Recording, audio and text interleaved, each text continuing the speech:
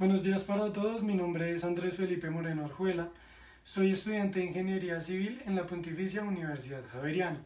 El día de hoy llevaremos a cabo una práctica de laboratorio en casa con el fin de simular la práctica conocida como densidad bulk o peso unitario y porcentaje de vacíos en agregados en estado suelto y compacto. Adicionalmente nos basaremos en la norma INVIAS E 217-13, la cual reemplaza la norma INVIAS E 217-07. Terminología y o definiciones generales. Densidad bulk de un agregado. Este se conoce como la masa de un volumen unitario de un agregado total, el cual incluye el volumen de las partículas individuales y el volumen de los vacíos entre ellas. Se expresa en kilogramos sobre metro cúbico o libra sobre pie cúbico. Por otro lado, el peso unitario se conoce como el peso o masa por unidad de volumen.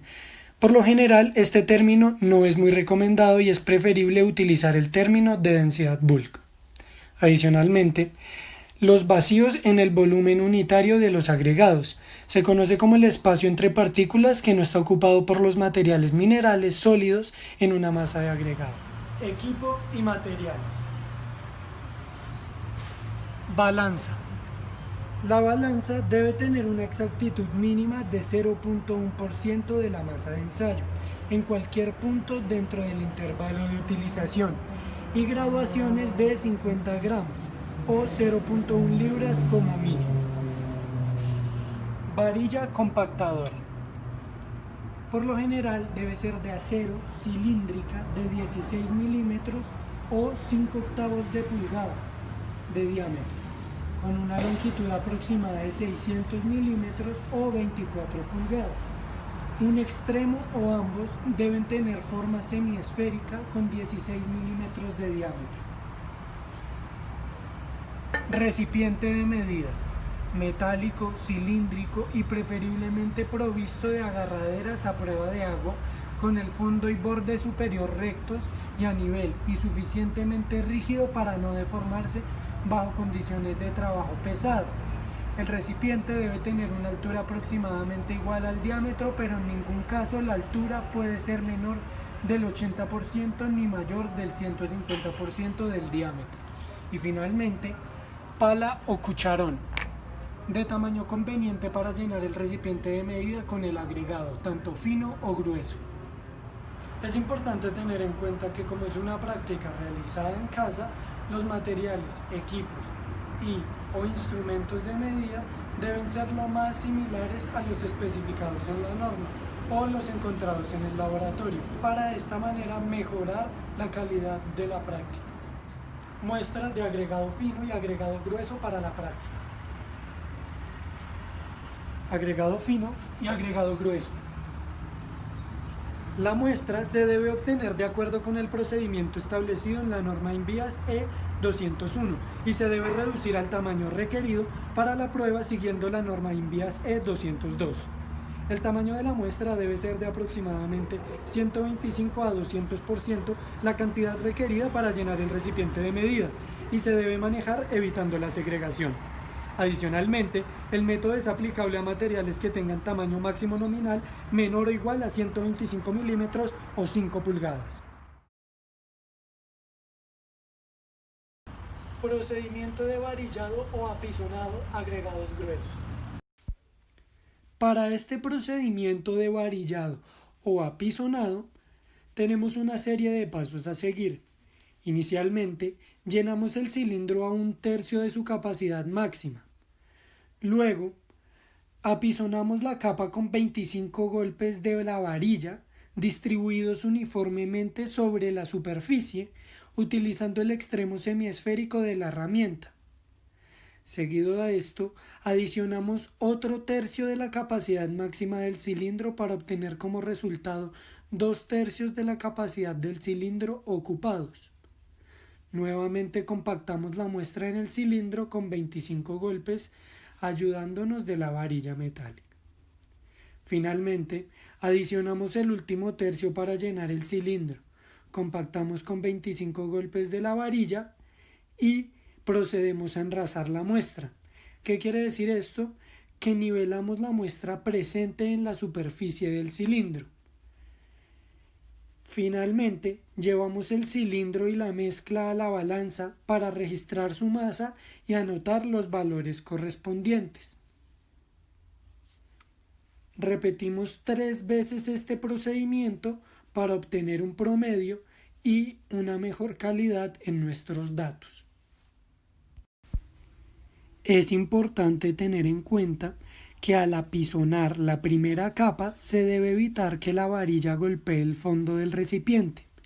Al apisonar las capas superiores se aplica la fuerza necesaria para que la varilla solamente atraviese la capa respectiva.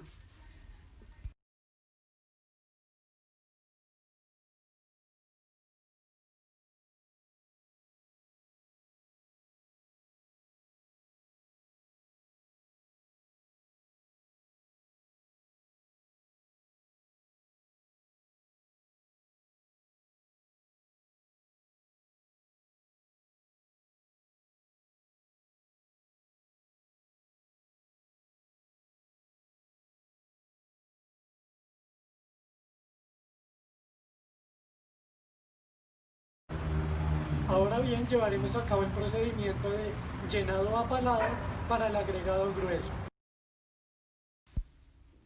Para el procedimiento de llenado a paladas, empezamos nuestra práctica con llenar el recipiente de medida con una pala o cucharón, de modo que el agregado se descargue desde una altura no mayor de 50 milímetros o 2 pulgadas, por encima del borde del recipiente hasta colmarlo o ocuparlo por completo. Se debe tener cuidado de que no se segreguen las partículas constitutivas de la muestra. Una vez lleno el recipiente, se enrasa la superficie del agregado con una regla o con la mano, de modo que las partes salientes se compensen con las depresiones, en relación con el plano de enrase. Y finalmente, se determina la masa del recipiente lleno, así como la del recipiente vacío, con una aproximación a 0.05 kilogramos o 0.1 libras, y se anotan los valores respectivos. Este proceso lo llevamos a cabo 3 veces y de esta manera calcular un promedio.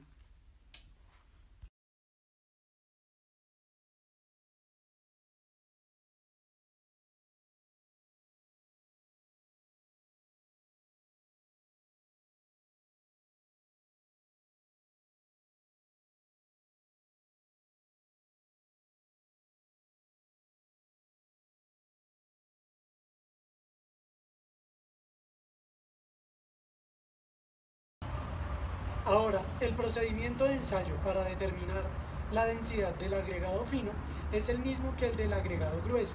Por ende, empezaremos por el procedimiento de varillado o apisonado para agregado fino.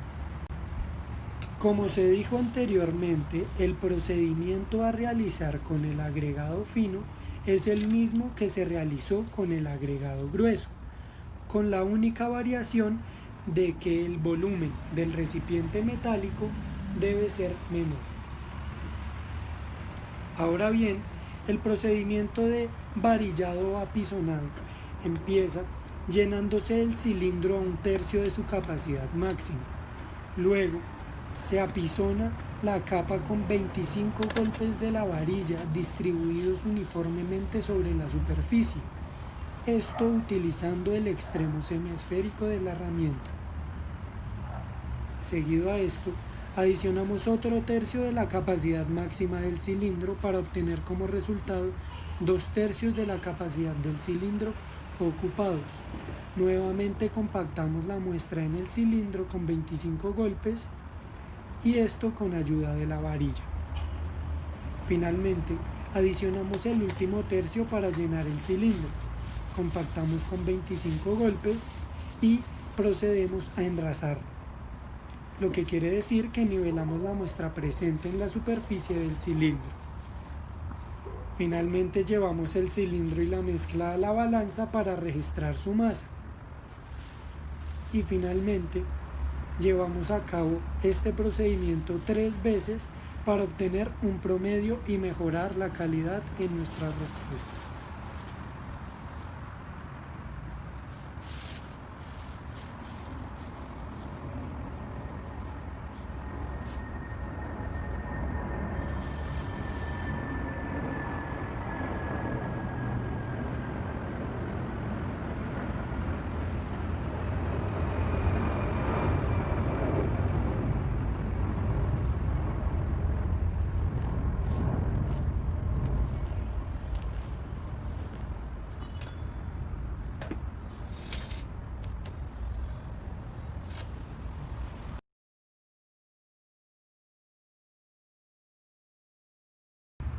A continuación llevaremos a cabo el procedimiento de llenado a paladas para el agregado fino. En este procedimiento de llenado a paladas para el agregado fino, repetimos el procedimiento realizado para el agregado grueso. Dejamos caer la muestra a una altura de 2 pulgadas desde la superficie del cilindro hasta llenarlo a su capacidad máxima. Procedemos a enrasar la muestra en el cilindro y llevar este cilindro a la balanza para registrar su masa. Luego procedemos a repetir este procedimiento 3 veces para obtener un promedio y, como ya se mencionó, mejorar la calidad en nuestros resultados.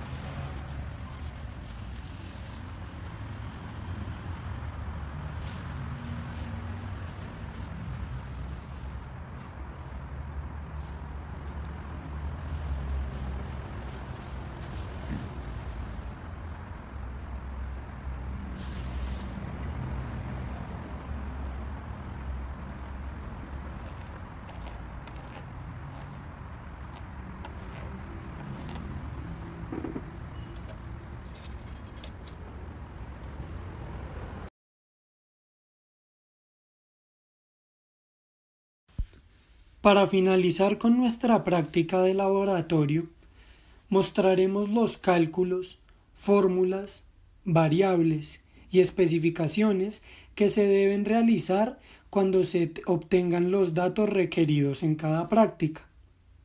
Adicionalmente, mostraremos el informe de cómo se deben presentar o reportar los resultados obtenidos. A continuación veremos los resultados y el análisis de resultados obtenidos para la práctica. Primeramente mostraremos las tablas de datos donde se muestran todos los datos recopilados a lo largo de la práctica. En esta tabla encontraremos el número de la medición y el método utilizado, tanto apisonado como suelto. De igual forma el promedio para cada uno de ellos. Adicionalmente a esto encontraremos la masa del molde en gramos y en kilogramos y el volumen del molde en litros y metros cúbicos. De la misma manera, veremos las variables de las cuales se rigen las fórmulas para tener mayor claridad de estas y la especificación. De igual forma, se ponen los datos de las variables que se deben tener en cuenta para el cálculo de esto. Ya finalmente nos encontramos con las tablas de los resultados tanto para el método de apisonado como para el método suelto. Aquí nos podemos dar cuenta que la densidad bulk del método apisonado es mucho mayor a la densidad bulk del método suelto. Asimismo, nos podemos dar cuenta que el porcentaje de vacíos para el método de apisonado es menor al porcentaje de vacíos en el método suelto, como era de esperarse. Por otro lado, para el agregado fino nos encontramos con la misma nomenclatura y el mismo desarrollo para los resultados. Mostramos la medición, el método utilizado, un promedio, la masa del molde y el volumen del molde. Es importante tener en cuenta que este volumen es calculado a partir de la norma, especificado en la parte de cálculos como 11.3, volumen del recipiente de medida. Las variables a utilizar y las fórmulas a las que se llegó para obtener los resultados pertinentes. Aquí nos damos cuenta de que la densidad bulk para el método de apisonado, en este caso, es mayor a la densidad bulk calculada en el método suelto. Y el porcentaje de vacíos en el método de apisonado es menor al porcentaje de vacíos en el método de suelto. Asimismo, como era de esperarse en la práctica, podemos afirmar que se obtuvieron datos coherentes y relativamente correctos.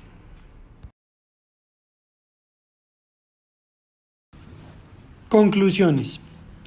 La característica de la densidad bulk para los agregados previamente analizados es muy importante, al igual que el porcentaje de vacíos de los agregados, ya que de esta manera tendremos una noción de la densidad de la partícula del agregado. Es importante tener en cuenta que, a diferencia de la norma en vías E 222 y 223, los vacíos que se toman en esta son vacíos entre partículas, mas no se cuentan los vacíos que existen dentro de la partícula o al interior de ella. Esta se le conoce como poros permeables o impermeables. Por esta razón, el conocimiento de esta densidad bulk cobra tanta importancia en el momento de realizar costos o calcular cantidades para una obra. Adicionalmente, a pesar de que es una práctica casera y los instrumentos de medida no son tan exactos como los de un laboratorio, los resultados son los esperados y tienen un alto grado de confiabilidad.